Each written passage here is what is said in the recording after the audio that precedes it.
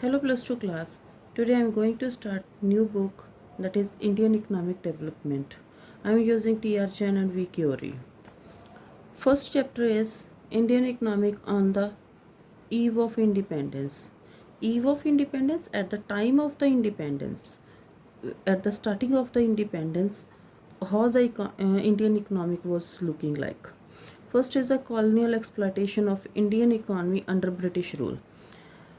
British rule ਦੇ time ਦੇ ਉੱਤੇ colonial exploitation, this is exploitation by the Britishers of the Indian economy under the British rule. British rule ਦੇ time ਦੇ ਉੱਤੇ ਉਹਨਾਂ ਨੇ ਕਿੱਦਾਂ ਦਾ exploitation C. First is colonial exploitation of agriculture sector. They have exploited the agriculture sector at that time, just to collect the revenue, land revenue. They were collecting the land revenue from the zamindars. Zamindari system ਹੁੰਦਾ ਸੀ ਸਾਡੇ ਕੋਲ, ਜ਼ਿਮੀਦਾਰਸ ਤੋਂ ਉਹ land collect ਕਰਦੇ ਸੀ and ਜ਼ਮੀਂਦਾਰ ਦੇ ਵਰ declared at the owner of the soil. ਉਹਨਾਂ ਨੂੰ ਸੋਇਲ ਦਿੱਤੀ ਹੁੰਦੀ ਸੀ ਔਰ ਰੈਵਨਿਊ ਦਾ ਕੁਝ ਸਰਟਨ ਪਰਸੈਂਟੇਜ ਜ਼ਮੀਂਦਾਰਸ ਨੂੰ ਪ੍ਰੋਵਾਈਡ ਕੀਤਾ ਜਾਂਦਾ ਸੀ ਐਜ਼ ਅਸੀਂ ਇਹ ਕਹਿ ਸਕਦੇ ਹਾਂ ਕਿ ਉਹ ਮੀਡੀਓਕਰ ਦੇ ਤੌਰ 'ਤੇ ਕੰਮ ਕਰਦੇ ਸੀਗੇ ਤਾਂ ਉਹਨਾਂ ਨੂੰ ਉਸ ਟਾਈਮ ਦੇ ਲਈ ਉਹ ਦਿੱਤਾ ਜਾਂਦਾ ਸੀ. ਐਂਡ ਦੇ ਵਰ ਦੇਰ ਵਰ different tillers and the owners of the soil. Tillers of the soil ਜਿਹੜੇ ਐਕਚੁਅਲ ਦੇ ਵਿੱਚ ਉੱਥੇ ਕਲਟੀਵੇਸ਼ਨ ਕਰਦੇ ਸੀ and owners of the soil ਜਿਹਨਾਂ ਨੂੰ ਜ਼ਮੀਂਦਾਰ ਜਿਹੜੇ ਹੁੰਦੇ ਸੀ ਉਸ ਟਾਈਮ ਦੇ ਉੱਤੇ. ਐਂਡ ਜ਼ਮੀਂਦਾਰ ਨੂੰ ਕੋਈ ਉਹਨਾਂ ਨੇ ਕੋਈ ਉਹ ਨਹੀਂ ਸੀ, ਇਨਵੈਸਟਮੈਂਟ ਨਹੀਂ ਸੀ ਹੁੰਦੀ, ਕੁਛ ਨਹੀਂ ਸੀ ਹੁੰਦਾ. ਐਂਡ ਜਿਹੜੇ ਟਿਲਰ ਸੀਗੇ ਉਹ ਜਸਟ ਆਪਣੇ ਸਿਰਫ ਜਿੰਨੀ ਥੋੜ੍ਹੀ ਬਹੁਤ ਉਹਨਾਂ ਕੋਲ ਬਚ ਜਾਂਦਾ ਸੀਗਾ ਤਾਂ ਉਹਦੇ ਨਾਲ ਜੋ ਉਹਨਾਂ ਕੋਲ ਸਰਪਲਸ ਹੁੰਦਾ ਸੀ ਤਾਂ ਉਸ ਸਰਪਲਸ ਦੇ ਨਾਲ ਉਹ ਐਗਰੀਕਲਚਰ ਕਰਦੇ ਸੀ.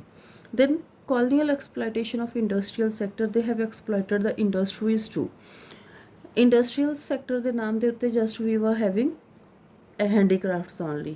ਐਂਡ ਹੈਂਡੀਕ੍ਰਾਫਟਸ ਜਿਹੜੇ ਸੀਗੇ ਉਸ ਟਾਈਮ ਬਹੁਤ ਰੈਪਿਊਟਡ ਸੀਗੇ, ਉਹਨਾਂ ਦੀ ਬਹੁਤ ਵਧੀਆ ਕੁਆਲਿਟੀ ਸੀ, ਬਟ ਬ੍ਰਿਟਿਸ਼ ਗਵਰਨਮੈਂਟ ਨੇ ਉਹਨਾਂ ਨੂੰ ਆਲਮੋਸਟ ਖਤਮ ਹੀ ਕਰ ਦਿੱਤਾ.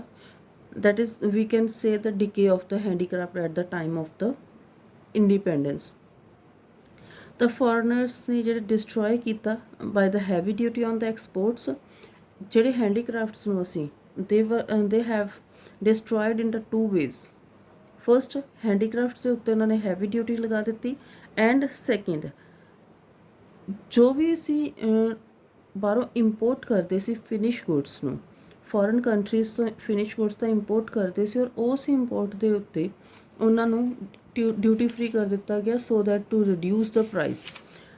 Tax duty means taxes, heavy taxes ਦੇ ਨਾਲ ਪ੍ਰਾਈਸਿਸ ਇਨਕਰੀਜ਼ ਹੋ ਜਾਂਦੇ ਆ. ਤਾਂ ਉਹਨਾਂ ਨੇ ਜਿੰਨੇ ਵੀ ਇੰਡਸਟਰੀਅਲ ਸੈਕਟਰ ਸੀਗੇ ਇੰਡੀਅਨ ਇੰਡਸਟਰੀ ਹੈਂਡੀਕ੍ਰਾਫਟਸ ਦੀ, ਆਲਰੇਡੀ ਉਹਨਾਂ ਦੀ ਪ੍ਰਾਈਸਿਸ ਜ਼ਿਆਦਾ ਹੁੰਦੀਆਂ ਬਿਕੋਜ਼ ਉੱਥੇ ਲੇਬਰ ਵਰਕ ਜ਼ਿਆਦਾ ਹੁੰਦਾ, ਤਾਂ ਉਹਨਾਂ ਦੀ ਪ੍ਰਾਈਸਿਸ ਨੂੰ ਹੋਰ ਇਨਕਰੀਜ਼ ਕਰਨ ਦੇ ਲਈ ਉਹਨਾਂ ਨੇ ਇਹਨੂੰ ਇਨਕਰੀਜ਼ ਕਰ ਦਿੱਤਾ ਔਰ ਇਹਨੂੰ ਡਿਊਟੀ ਫ੍ਰੀ ਕਰ ਦਿੱਤਾ ਗਿਆ ਆਪਣੇ ਇੰਪੋਰਟਸ ਨੂੰ ਜੋ ਬਾਹਰੋਂ ਲੈ ਕੇ ਆਉਂਦੇ ਸੀ. colonial exploitation of industrial trade. International trade. International trade ਨੂੰ ਵੀ ਉਹਨਾਂ ਨੇ ਐਕਸਪਲੋਇਟ ਕੀਤਾ. ਜੋ ਵੀ ਰॉ ਮਟੀਰੀਅਲ ਜਾਂਦਾ ਸੀ ਉਹਨੂੰ ਡਿਊਟੀ ਫ੍ਰੀ ਕਰਦੇ ਸੀਗੇ ਸੋ ਦੈਟ ਕਿ ਉਹਦੀ ਪ੍ਰਾਈਸਿਸ ਨੂੰ ਬਹੁਤ ਰਿਡਿਊਸ ਕੀਤਾ ਜਾਵੇ. ਇੰਪੋਰਟਸ ਜਿਹੜੇ ਆਪਣੇ ਇੰਪੋਰਟਸ ਜਿਨ੍ਹਾਂ ਨੂੰ ਐਕਸਪੈਂਡ ਕਰਨਾ ਚਾਹੁੰਦੇ ਸੀ ਉਹਨਾਂ ਨੂੰ ਡਿਊਟੀ ਫ੍ਰੀ ਕਰ ਦਿੱਤਾ ਜਾਂਦਾ ਸੀ ਤਾਂ ਕਿ ਉਹ ਇੰਟਰਨੈਸ਼ਨਲ ਟ੍ਰੇਡ ਨੂੰ ਇਨਕਰੀਜ਼ ਕਰ ਸਕਣ just to grab the raw material of Indian economy and ਆਪਣਾ ਜਿਹੜਾ ਫਿਨਿਸ਼ ਪ੍ਰੋਡਕਟ ਹੈ ਉਹਨਾਂ ਦੇ ਲਈ ਇਹਨੂੰ as a dump yard use ਕੀਤਾ ਇੰਡੀਅਨ ਮਾਰਕੀਟ ਨੂੰ ਕਿ ਜਿੰਨਾ ਵੀ ਉਹਨਾਂ ਕੋਲੇ ਜੋ ਉਹਨਾਂ ਕੋਲ ਉੱਥੇ ਯੂਜ਼ ਨਹੀਂ ਸੀ ਹੁੰਦਾ ਉਸ ਗੁੱਡਸ ਨੂੰ ਉਹਨਾਂ ਗੁੱਡਸ ਨੂੰ ਇੰਡੀਅਨ ਮਾਰਕੀਟ ਦੇ ਵਿੱਚ ਲਿਆ ਕੇ ਡੰਪ ਕਰ ਦਿੱਤਾ ਗਿਆ. Next we are having features of Indian economy on the eve of independence. Indian economy ਕਿੱਦਾਂ ਦੀ ਸੀ at the time of the independence? First is this stagnant economy. Stagnant when there is no development in the economy means that the growth ਹੈ ਜਿਹੜੀ ਉਹ stop ਹੋ ਜਾਂਦੀ ਹੈ, that is called stagnant economy. At that time Indian economy stagnant economy ਸੀ, ਉਹਦੇ ਵਿੱਚ ਕੋਈ growth ਦੇ chances ਨਹੀਂ ਸੀ. then backward economy. Indian economy at the time of independence backward C because we were having low per capita income. per capita income per person income ਹੁੰਦੀ, total income ਨੂੰ ਜਦੋਂ ਅਸੀਂ total population ਦੇ ਨਾਲ divide ਕਰਦੇ, that is known as per capita income. at the time of the independence ਸਾਡੇ ਕੋਲ backward economy ਦੇ ਵਿੱਚ ਸੀ ਅਸੀਂ. then agriculture backwardness. Agriculture backwardness as compare to other countries, ਸਾਡੀ ਜਿਹੜੀ ਇਕੋਨਮੀ ਸੀਗੀ ਉਹ ਬੈਕਵਰਡ ਇਕੋਨਮੀਜ਼ ਦੇ ਵਿੱਚ ਆਉਂਦੀ ਸੀ ਬਿਕੋਜ਼ ਉਹਦੀ ਜਿਹੜੀ GDP C that was very lace and per hectare output that was also very less as compared to other economies. Industrial backwardness, industries ਸਾਡੇ ਕੋਲ ਬਹੁਤ ਥੋੜ੍ਹੀਆਂ ਸੀਗੀਆਂ ਔਰ ਜੋ ਇੰਡਸਟਰੀ ਸਾਡੇ ਕੋਲ ਸੀ ਉਹਨੂੰ ਵੀ ਐਬੋਲਿਸ਼ ਕਰ ਦਿੱਤਾ ਗਿਆ, ਉਹਨੂੰ ਵੀ ਖ਼ਤਮ ਕਰਨ ਦੀ ਕੋਸ਼ਿਸ਼ ਕੀਤੀ ਗਈ. there was a virtual lack of basic and heavy industries. We were not having any basic or heavy industries. ਔਰ ਜਿੰਨੇ ਵੀ ਮਸ਼ੀਨ ਪ੍ਰੋਡਕਟ ਸੀ ਆਲਮੋਸਟ ਨੈਗਲੀਜੀਬਲ ਸੀਗੀ, ਸਾਡੇ ਕੋਲ ਬਹੁਤ ਥੋੜੀ ਸੀ. ਐਂਡ ਕਾਟੇਜ ਇੰਡਸਟਰੀਜ਼ ਸੀਗੀਆਂ ਜਿਹੜੀਆਂ small scale and cottage industry, ਉਹਨਾਂ ਨੂੰ ਖ਼ਤਮ ਕਰ ਦਿੱਤਾ ਗਿਆ because of the heavy Texas. ਔਰ ਜਿੰਨਾ ਵੀ ਅਸੀਂ ਕੈਪੀਟਲ ਰਿਕੁਆਇਰਮੈਂਟ ਸੀ ਅਸੀਂ ਡਿਪੈਂਡ ਕਰਦੇ ਸੀ on the Britain. Capital requirement means ਜਿੰਨੇ ਵੀ ਕੈਪੀਟਲ ਗੁੱਡਸ ਆਉਂਦੀਆਂ ਸੀਗੀਆਂ ਉਹ ਬ੍ਰਿਟੇਨ ਤੋਂ ਹੀ ਆਉਂਦੀਆਂ ਸੀ. ਜੇ ਅਸੀਂ ਕੰਜ਼ਿਊਮਰ ਗੁੱਡਸ ਦੀ ਗੱਲ ਕਰਦੇ ਸੀ ਉਹ ਵੀ ਸਾਡੇ ਕੋਲ ਬ੍ਰਿਟੇਨ ਤੋਂ ਹੀ ਆਉਂਦੀ ਸੀ. ਦੈਨ ਰੈਂਪੈਂਟ ਪਾਵਰਟੀ, ਪਾਵਰਟੀ ਸਾਡੇ ਕੋਲ ਬਹੁਤ ਜ਼ਿਆਦਾ ਸੀਗੀ. Unemployment, illiteracy, these were the reasons of the unemployment or poverty ਦੇ ਰੀਜ਼ਨਸ ਹੈ ਸਾਡੇ ਕੋਲ. Poor infrastructure, we were not having communication, transportation, general power generation, these are under the infrastructure ਔਰ ਸਾਡੇ ਕੋਲ ਇਹਨਾਂ ਦੀ ਕਮੀ ਸੀ ਬਹੁਤ ਜ਼ਿਆਦਾ. Heavy dependence on imports and we were depending on imports because finish product ਆ ਜਿਹੜੇ ਉਹ ਬ੍ਰਿਟੇਨ ਤੋਂ ਸਾਡੇ ਕੋਲ ਇੱਥੇ ਆਉਂਦੇ ਸੀਗੇ ਅਤੇ ਬਹੁਤ ਸਾਰੇ ਕੰਜ਼ਿਊਮਰ ਪ੍ਰੋਡਕਟ ਈਵਨ ਦੋ ਉਹ ਵੀ ਇੰਪੋਰਟ ਅਸੀਂ ਕਰਦੇ ਸੀ ਅਬਰੋਡ ਤੋਂ. ਲਿਮਟਡ ਅਰਬਨਾਈਜੇਸ਼ਨ, ਔਰ ਅਰਬਨ ਏਰੀਆਜ਼ ਦੇ ਵਿੱਚ ਬਹੁਤ ਥੋੜ੍ਹੀ ਪਾਪੂਲੇਸ਼ਨ ਸੀਗੀ ਜਿਹੜੀ ਰਹਿੰਦੀ ਸੀਗੀ ਔਰ most of the people they were living in the villages only. Semi feudal economy, ਸਾਡੀ ਜਿਹੜੀ ਇਕੋਨਮੀ ਸੀ ਨਾ ਤਾਂ ਅਸੀਂ ਉਹਨੂੰ ਕੈਪੀਟਲਿਸਟਿਕ ਇਕੋਨਮੀ ਕਹਿੰਦੇ ਸੀ ਉਸ ਟਾਈਮ ਦੇ ਉੱਤੇ ਔਰ ਨਾ ਸਾਡੇ ਕੋਲ ਫਿਊਡਰਲ ਸੀਗੀ. ਮੀਨਸ ਸਾਡੇ ਕੋਲ ਮਿਕਸਡ ਇਕੋਨਮੀ ਸੀ ਜਿਹਨੂੰ ਅਸੀਂ ਸੈਮੀ ਫਿਊਡਰਲ ਇਕੋਨਮੀ ਕਹਿ ਦਿੰਦੇ ਹਾਂ, ਜਿੱਥੇ ਸਾਡੇ ਕੋਲੇ ਦੋਨੋਂ ਸਿਸਟਮ ਹੈ ਜਿਹੜੇ ਵਿੱਚ ਉਹ ਉੱਥੇ ਕੰਮ ਕਰਦੇ ਹੈਗੇ. ਫੈਡਰਲਿਸਟਿਕ ਸਿਸਟਮ ਹੈ ਦੈਟ ਇਜ਼ ਅਗਰ ਅਸੀਂ ਉਸ ਨੂੰ ਅਡਾਪਟ ਕਰਦੇ ਹੈਗੇ ਤਾਂ ਉਹਦੇ ਨਾਲ ਪ੍ਰੋਡਕਟਿਵਿਟੀ ਘੱਟ ਜਾਂਦੀ ਹੈ. ਅਗਰ ਅਸੀਂ ਪ੍ਰੋਡਕਟਿਵਿਟੀ ਘੱਟ ਹੋਏਗੀ ਤਾਂ ਸਾਡੀ ਬੈਕਵਰਡਨੈਸ ਦੇ ਚਾਂਸਿਸ ਜ਼ਿਆਦਾ ਹੋਣਗੇ. Then colonial economy, colonial economy British government ਨੇ ਆਪਣੀਆਂ ਕਲੋਨੀਜ਼ ਇਸਟੈਬਲਿਸ਼ ਕਰ ਲਈਆਂ ਸੀਗੀਆਂ ਔਰ ਉਹਨਾਂ ਕਲੋਨੀਜ਼ ਦੇ ਵਿੱਚ ਜਿੰਨਾ ਵੀ ਕੁਛ ਹੁੰਦਾ ਸੀਗਾ ਸਾਰਾ ਦਾ ਸਾਰਾ ਰੂਲਸ ਆ ਜਿਹੜੇ ਉਹ ਬ੍ਰਿਟਿਸ਼ ਗਵਰਨਮੈਂਟ ਦੇ ਕੋਲ ਹੀ ਸੀ. ਔਰ ਬ੍ਰਿਟਿਸ਼ ਗਵਰਨਮੈਂਟ ਆਪਣੀ ਮਰਜ਼ੀ ਦੇ ਨਾਲ ਜਿਸ ਚੀਜ਼ ਨੂੰ ਉਹ ਖ਼ਤਮ ਕਰਨਾ ਚਾਹੁੰਦੇ ਸੀ ਤਾਂ ਉਸ 'ਤੇ ਹੈਵੀ ਟੈਕਸਿਸ ਲਗਾ ਦਿੱਤੇ ਜਾਂਦੇ ਸੀ ਔਰ ਹੈਵੀ ਟੈਕਸਿਸ ਬ੍ਰਿਟਿਸ਼ ਗਵਰਨਮੈਂਟ ਨੂੰ we have to pay by hook or crook ਔਰ ਉਹ ਸਾਡੇ ਤੋਂ ਕਲੈਕਟ ਕਰਦੇ ਹੀ ਸੀ. ਤਾਂ ਉਹਦੇ ਨਾਲ ਕੀ ਹੋਇਆ ਕਿ ਸਾਡੀ ਜਿਹੜੀ ਕਾਟੇਜ ਇੰਡਸਟਰੀ ਜਾਂ ਅਸੀਂ ਸਮਾਲ ਸਕੇਲ ਇੰਡਸਟਰੀ ਕਹਿ ਸਕਦੇ ਹਾਂ ਕਿ ਉਹਨੂੰ ਬਿਲਕੁਲ ਹੀ ਰਿਊਨ ਕਰ ਦਿੱਤਾ ਗਿਆ, ਖ਼ਤਮ ਕਰ ਦਿੱਤਾ ਗਿਆ. Next topic is agriculture on the eve of independence. On the eve of independence, agriculture was very low. ਸਾਡੇ ਕੋਲ production and production on farm production output ਦੀ ਅਸੀਂ ਗੱਲ ਕਰਦੇ ਹਾਂ, ਜਦ ਕਿ ਪ੍ਰੋਡਕਟਿਵਿਟੀ ਸਾਡੇ ਕੋਲ ਪਰ ਹੈਕਟੇਅਰ ਪ੍ਰੋਡਕਟਿਵਿਟੀ ਆਉਂਦੀ ਹੈ ਔਰ ਦੋਨੋਂ ਚੀਜ਼ਾਂ ਐਕਸਟ੍ਰੀਮਲੀ ਲੋ ਸੀ at the time of the independence as compare to other countries. ਸਾਡੇ ਕੋਲ ਅਗਰ ਅਸੀਂ ਦੇਖੀਏ ਤਾਂ ਸਾਡੀ ਪ੍ਰੋਡਕਟਿਵਿਟੀ ਇਸ ਟਾਈਮ ਵੀ ਲੋ ਆਉਂਦੀ ਹੈ. wheat, rice, 2 crops they have given and productivity ਸਾਡੇ ਕੋਲ 1947 ਤੇ 1617 ਦੇ ਵਿੱਚ ਇਹਨਾਂ ਨੇ ਦਿੱਤੀ ਹੋਈ ਹੈ. ਅਗਰ ਅਸੀਂ ਕੰਪੇਅਰ ਕਰਦੇ ਹਾਂ that time productivity was 660, now it's 3216. whereas production in same years production ਸਾਡੇ ਕੋਲ wheat ਦੀ ਸੀ lakh tons ਦੇ ਵਿੱਚ ਦਿੱਤੀ ਹੋਈ ਹੈ 64 and this is 984 And rice, the productivity of rice is 665, and this is 2550, and production is 220, and this is 1102. अगर ਅਸੀਂ compare ਕਰਦੇ ਹਾਂ ਤਾਂ ਮੈਨੀ ਫੋਲਡਸ ਮੀਨਸ 4 ਟਾਈਮਸ 5 ਟਾਈਮਸ 6 ਟਾਈਮਸ ਜ਼ਿਆਦਾ ਹੈ ਸਾਡੇ ਕੋਲ ਜੋ ਸਾਡੇ ਕੋਲ ਪ੍ਰੋਡਕਟਿਵਿਟੀ ਆਉਂਦੀ ਹੈ। ਐਂਡ ਈਵਨ ਦੋ ਜੇ ਅਸੀਂ ਪ੍ਰੋਡਕਸ਼ਨ ਦੀ ਗੱਲ ਕਰਦੇ ਇਨ ਦੀ case of the wheat this is near about 10 Times ਜ਼ਿਆਦਾ ਹੈ ਸਾਡੇ ਕੋਲ। ਤਾਂ ਬਹੁਤ ਜ਼ਿਆਦਾ ਚੇਂਜਸ ਆਈਆਂ before independence and after independence ਦੇ ਵਿੱਚ। Next is a high degree of uncertainty. Agriculture uncertainty because it is totally dependence on the rainfall, and if we are having good rainfall ਤਾਂ ਸਾਡੇ ਕੋਲ good output ਹੁੰਦੀ ਸੀ, ਅਗਰ rainfall poor ਹੈ ਤਾਂ poor output ਹੁੰਦੀ ਸੀ। ਤਾਂ ਇੱਥੇ uncertainty ਸੀ, ਕੋਈ permanent means ਨਹੀਂ ਸੀ ਸਾਡੇ ਕੋਲ। Dominance of subsistence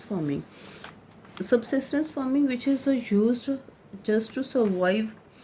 ਤਾਂ ਉੱਥੇ ਜੋ ਵੀ ਅਸੀਂ ਗੁੱਡਸ ਕ੍ਰੌਪਸ ਪ੍ਰੋਡਿਊਸ ਕਰਦੇ ਹਾਂ ਸਾਡੀਆਂ ਬੇਸਿਕ ਨੀਡਸ ਆ ਜਿਹੜੀਆਂ ਫੈਮਿਲੀ ਦੀਆਂ ਉਹਨੂੰ ਕੰਪਲੀਟ ਕਰਨ ਦੇ ਲਈ ਅਸੀਂ ਯੂਜ਼ ਕਰਦੇ ਹਾਂ। ਐਂਡ ਸਬਸਿਸਟੈਂਸ ਫਾਰਮਿੰਗ ਦੀ ਡੋਮੀਨੈਂਸ ਸੀਗੀ ਕਿ ਅਸੀਂ ਜ਼ਿਆਦਾਤਰ ਜਿਹੜੀ ਐਗਰੀਕਲਚਰ ਕਰਦੇ ਸੀ that is just for the subsistence only. Next is a gulf between owners of the soil and tillers of the soil. Owners who are ultimate owners of the soil ਜਿਹਦੇ ਕੋਲੇ ਜ਼ਮੀਨ ਹੁੰਦੀ ਹੈ, and tillers of the soil who are just doing agriculture on the soil। ਜੋ ਵੀ agriculture ਕਰਦੇ means ਜੋ ਉਸ ਜਗ੍ਹਾ ਦੇ ਉੱਤੇ ਕੰਮ ਕਰ ਰਹੇ ਹੈਗੇ ਤਾਂ ਉਹਨਾਂ ਨੂੰ ਅਸੀਂ ਕਹਿੰਦੇ ਹਾਂ honours of the soil means land ਜਿਨ੍ਹਾਂ ਦੀ ਹੁੰਦੀ ਹੈਗੀ। Gulf between honours and the tailors. Honours ਆ ਜਿਹੜੇ ਉਹ ਬ੍ਰਿਟਿਸ਼ ਰਾਜ ਦੇ ਵਿੱਚ ਉਸ ਟਾਈਮ ਜ਼ਮੀਂਦਾਰਸ ਹੁੰਦੇ ਸੀਗੇ, ਤਾਂ ਜ਼ਮੀਂਦਾਰ ਕੋਲੇ ਜ਼ਮੀਨ ਹੁੰਦੀ ਸੀਗੀ ਤਾਂ ਉਹਨਾਂ ਨੇ ਕੋਈ ਰੈਵਨਿਊ ਪ੍ਰੋਵਾਈਡ ਨਹੀਂ ਕਰਦੇ ਸੀ ਗਵਰਨਮੈਂਟ ਨੂੰ, ਜਦ ਕਿ ਜਿਹੜੇ ਟਿਲਰਸ ਹੁੰਦੇ ਸੀ ਐਕਚੁਅਲ ਕਲਟੀਵੇਟਰਸ ਹੁੰਦੇ ਸੀਗੇ। ਇੱਕ ਤਾਂ ਉਹਨਾਂ ਦੀ ਹਾਰਡ ਵਰਕ ਬਹੁਤ ਜ਼ਿਆਦਾ ਹੁੰਦਾ ਸੀ, ਮੋਰ ਓਵਰ ਜਿੰਨੇ ਵੀ ਉਹਨਾਂ ਦੀ ਪ੍ਰੋਡਕਸ਼ਨ ਹੁੰਦੀ ਸੀ ਉਹਦੀ certain percentage, certain means near about 40-50% they are paying as a revenue to the government, ਚਾਹੇ ਉੱਥੇ ਐਗਰੀਕਲਚਰ ਉਸ ਸਾਲ ਹੋ ਰਹੀ ਹੈ ਜਾਂ ਨਹੀਂ ਹੋ ਰਹੀ। indebtedness of tillers of the soil and conspicuous consumption of owners of the soil। ਉਸ ਟਾਈਮ ਉਹ ਕਿਸੇ ਤੋਂ ਅਗਰ ਉਹ ਲਾਈਕ ਜ਼ਮੀਂਦਾਰ ਦੇ ਉੱਤੋਂ ਇੱਕ ਵਾਰੀ ਉਹਨਾਂ ਨੇ ਜੇਕਰ ਅਮਾਊਂਟ ਕੋਈ ਲੈ ਲਈ ਹੈ, ਡੈਟ ਲੈ ਲਈ ਹੈ, ਤਾਂ ਉਹਨਾਂ ਪੂਰੀ ਥਰੂ ਆਊਟ ਦਾ ਲਾਈਫ ਉਹਨੂੰ ਪੇ ਬੈਕ ਨਹੀਂ ਸੀ ਕਰ ਸਕਦੇਗੇ। ਐਂਡ ਔਰ ਜੋ ਸਾਡੇ ਕੋਲੇ ਉਹਨਾਂ ਦੇ ਸਬਸਿਸਟੈਂਸ ਦੇ ਸੋਰਸਿਸ ਹੁੰਦੇ ਸੀਗੇ ਔਰ ਉਹਨਾਂ ਕੋਲੇ ਇਨਵੈਸਟਮੈਂਟ ਦੇ ਚਾਂਸਿਸ ਤੇ ਬਹੁਤ ਥੋੜ੍ਹੇ ਰਹਿ ਜਾਂਦੇ ਸੀ। ਮੋਰ ਓਵਰ ਉਹਨਾਂ ਨੂੰ ਸਬਸਿਸਟੈਂਸ ਲਈ ਵੀ ਬਹੁਤ ਜ਼ਿਆਦਾ ਹਾਰਡ ਵਰਕ ਕਰਨਾ ਪੈਂਦਾ ਸੀ। Then small and fragmented holdings, small and fragmented holdings, small ਬਹੁਤ ਛੋਟੇ ਛੋਟੇ ਪੀਸਿਸ ਦੇ ਵਿੱਚ ਐਂਡ ਫਰੈਗਮੈਂਟਡ ਡਿਫਰੈਂਟ ਪਲੇਸਿਸ ਦੇ ਉੱਤੇ like if this is a village, one piece of land is at this side, one is at this side, one is at this side, and one is at this side, these are the fragmented land holdings। ਤਾਂ ਸਾਡੇ ਕੋਲ ਪਹਿਲੀ ਚੀਜ਼ ਕਿ small holding C and more over ਦੇ ਵਰ having ਫਰੈਗਮੈਂਟਡ, ਕਿ ਕੋਈ ਕਿਸੇ ਪੀਸ ਲਈ ਕੰਮ ਕਰਨ ਦੇ ਲਈ ਇੱਥੇ ਜਾ ਰਿਹਾ ਹੈ ਤਾਂ ਦੂਸਰੇ ਟਾਈਮ ਉਹ ਇਸ ਪੀਸ 'ਤੇ ਕੰਮ ਕਰਨ ਦੇ ਲਈ ਦੂਸਰੀ ਜਗ੍ਹਾ 'ਤੇ ਜਾ ਰਿਹਾ, ਤਾਂ ਇਹਦੇ ਨਾਲ ਜਿਹੜੀ ਆਊਟਪੁੱਟ ਹੈ ਉਹ ਘੱਟ ਜਾਂਦੀ ਹੈ, ਜਦਕਿ ਜਿਹੜੀ ਉਹਦੀ ਕਾਸਟ ਹੈ, ਕਾਸਟ ਆਫ ਆਊਟਪੁੱਟ ਜ਼ਿਆਦਾ ਹੋ ਜਾਂਦੀ ਹੈ। Land revenue system under the British Raj, and ਸਭ ਤੋਂ ਜਿਹੜੀ ਉਸ ਟਾਈਮ ਦੇ ਵਿੱਚ ਅਗਰ ਅਸੀਂ ਕਹੀਏ ਕਿ worst thing ਸੀਗੀ that is a land revenue system. Land revenue system ਜਿਹੜੇ ਉੱਥੇ ਸਾਡੇ ਕੋਲ ਉਸ ਟਾਈਮ ਜ਼ਮੀਂਦਾਰਸ ਹੁੰਦੇ ਸੀ, ਜ਼ਮੀਂਦਾਰ ਪਰਮਾਨੈਂਟ ਓਨਰਸ ਹੁੰਦੇ ਸੀ ਔਰ ਜ਼ਮੀਂਦਾਰਸ ਪੇ ਕਰਦੇ ਫਿਕਸ ਕਰਦੇ ਸੀ ਕਿ ਗਵਰਨਮੈਂਟ ਨੂੰ ਕਿੰਨਾ ਪੇ ਕਰਨਾ। ਐਂਡ ਜ਼ਮੀਂਦਾਰ ਜਿਹੜੇ ਜੋ ਵੀ ਉਹਨਾਂ ਕੋਲੇ ਆਉਂਦਾ ਸੀ ਉਹਨਾਂ ਦੇ ਕੋਲੇ ਫ੍ਰੀ ਆਫ ਕਾਸਟ ਰਹਿੰਦਾ ਸੀ, ਜਦ ਕਿ ਟਿਲਰਸ ਆ ਜਿਹੜੇ they have to pay and the revenues. ਤਾਂ ਟਿਲਰਸ ਜਿਹੜੇ ਸੀ ਉਹਨਾਂ ਦਾ ਜਿਹੜਾ ਆਪਣਾ ਆਊਟਪੁੱਟ ਹੈ ਉਹ ਰਿਡਿਊਸ ਹੋ ਜਾਂਦੀ ਸੀਗੀ।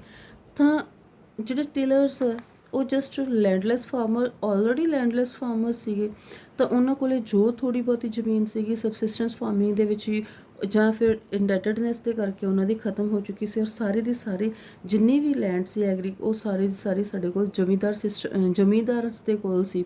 ਔਰ ਜਦ ਕਿ ਜ਼ਮੀਂਦਾਰ ਸੀਗੇ ਜਿਹੜੇ ਉਹ ਬਹੁਤ ਗੁੱਡ ਲਾਈਫ ਸਟਾਈਲ ਸਪੈਂਡ ਕਰਦੇ ਸੀਗੇ ਕਿਉਂਕਿ ਉਹਨਾਂ ਦੇ ਕੋਲ ਰੈਵਨਿਊ ਸਭ ਤੋਂ ਜ਼ਿਆਦਾ ਆਉਂਦਾ ਸੀ ਐਂਡ ਐਗਰੀਕਲਚਰ ਦੇ ਨਾਮ ਦੇ ਉੱਤੇ ਉਹ ਕੁਛ ਵੀ ਨਹੀਂ ਸੀ ਕਰਦੇ। Then forced commercialization of agriculture. Agriculture ਨੂੰ ਫੋਰਸਫੁਲੀ ਕਮਰਸ਼ੀਅਲਾਈਜ਼ ਕੀਤਾ ਗਿਆ at the time of Britishers rule.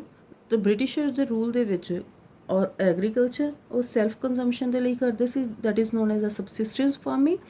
ਔਰ ਮਾਰਕੀਟ ਦੇ ਵਿੱਚ ਜੋ ਵੀ ਸਰਪਲਸ ਹੁੰਦਾ ਸੀਗਾ ਉਹਨੂੰ ਲੈ ਕੇ ਜਾਂਦੇ ਸੀ, ਔਰ ਸਰਪਲਸ ਬਹੁਤ ਘੱਟ ਹੁੰਦਾ ਸੀਗਾ। ਅਤੇ ਉਸ ਦੇ ਕਰਕੇ ਕੀ ਸੀਗਾ ਕਿ ਜਿਹੜੇ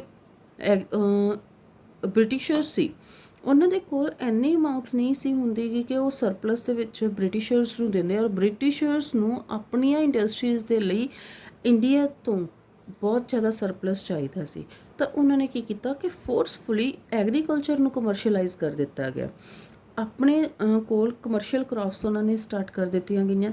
ਫਸਟ ਇਜ਼ ਇੰਡੀਗੋ। ਇੰਡੀਗੋ ਨੂੰ ਸਟਾਰਟ ਕੀਤਾ ਗਿਆ। ਇੰਡੀਗੋ ਨੀਲ ਦੀ ਖੇਤੀ ਹੁੰਦੀ ਹੈ ਜਿਹੜੀ। ਇੰਡੀਗੋ ਉਹਨਾਂ ਨੂੰ ਆਪਣੀ ਟੈਕਸਟਾਈਲ ਇੰਡਸਟਰੀਜ਼ ਦੇ ਲਈ ਚਾਹੀਦੇ ਸੀਗੇ ਤਾਂ ਕਿ ਉਹ ਆਪਣੀ ਟੈਕਸਟਾਈਲ ਇੰਡਸਟਰੀ ਦੇ ਵਿੱਚ ਡਾਈਇੰਗ ਬਲੀਚਿੰਗ ਵਗੈਰਾ ਦਾ ਕੰਮ ਕਰ ਸਕਣ।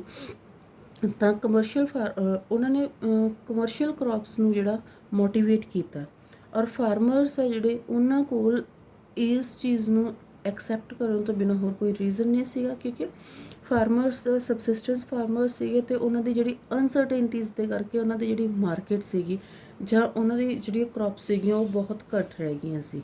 ਦੈਨ ਅਗਰ ਗ੍ਰੇਨ ਘਟਦੀ ਸੀ ਤਾਂ ਉਸ ਨੂੰ ਪੂਰਾ ਕਰਨ ਦੇ ਲਈ ਸਾਡੇ ਕੋਲ ਲੋਕਲ ਮਾਰਕੀਟ ਸੀਗੀ, ਬਟ ਜਿਹੜੇ ਬ੍ਰਿਟਿਸ਼ਰ ਸੀਗੇ ਉਹ ਹਮੇਸ਼ਾ ਉਹਨਾਂ ਨੂੰ ਸਪਰੈਸ ਕਰਦੇ ਸੀ because of the debts what they have taken from the government or the ਜ਼ਮੀਂਦਾਰਸ।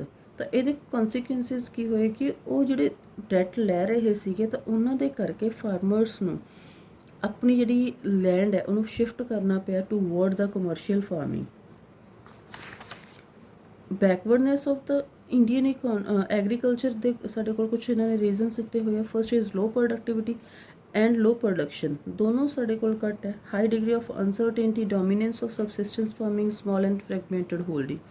whereas they have explained the reasons for stagnation of the Indian economy, that is gulf between owners and the tillers of the soil, and a land revenue system under British rule forced commercialization of agriculture.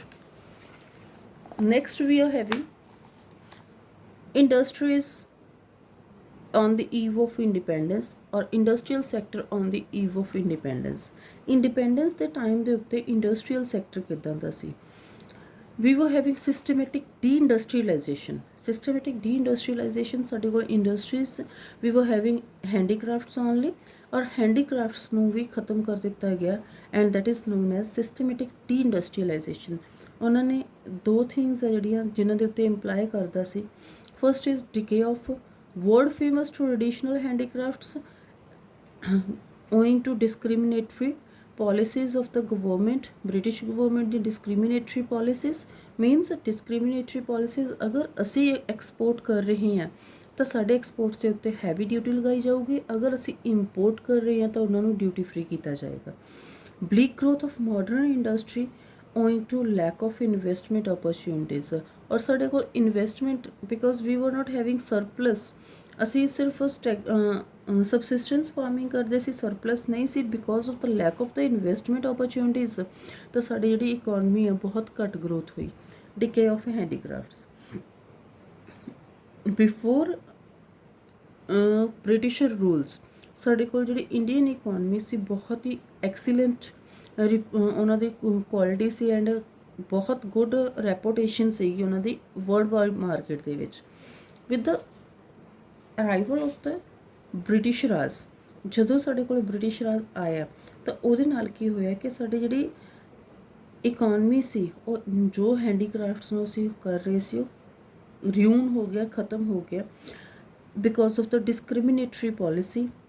ਜੋ ਵੀ ਉਹਨਾਂ ਦੀ policy ਸੀ ਉਹ ਡਿਸਕ੍ਰਿਮੀਨੇਟਰੀ ਸੀ ਕਿ ਅਗਰ ਅਸੀਂ finish goods ਨੂੰ export ਕਰ ਰਹੇ ਹਾਂ ਟੂ ਦਾ ਇੰਟਰਨੈਸ਼ਨਲ ਮਾਰਕੀਟ ਤਾਂ ਉਹਨਾਂ ਦੇ ਉੱਤੇ ਹੈਵੀ ਡਿਊਟੀ ਲਗਾ ਕੇ ਉਸ ਨੂੰ ਕੋਸਟਲੀ ਕਰ ਦਿੱਤਾ ਗਿਆ। ਅਗਰ ਅਸੀਂ ਇੰਪੋਰਟ ਕਰ ਰਹੇ ਹਾਂ ਤਾਂ ਉਹਨੂੰ ਡਿਊਟੀ ਫ੍ਰੀ ਕਰ ਦਿੱਤਾ ਗਿਆ ਫਿਨਿਸ਼ ਗੁੱਡਸ ਨੂੰ, ਤਾਂ ਕਿ ਸਾਡੇ ਕੋਲ ਇੱਥੇ ਘੱਟ ਪ੍ਰਾਈਸਿਸ ਦੇ ਉੱਤੇ ਆਵੇ ਅਤੇ ਸਾਡੀ ਜਿਹੜੀ ਹੈਂਡੀਕ੍ਰਾਫਟ ਹੈ ਉਹਨੂੰ ਆਲਮੋਸਟ ਉਹਨਾਂ ਨੇ ਫਿਨਿਸ਼ ਕਰ ਦਿੱਤਾ।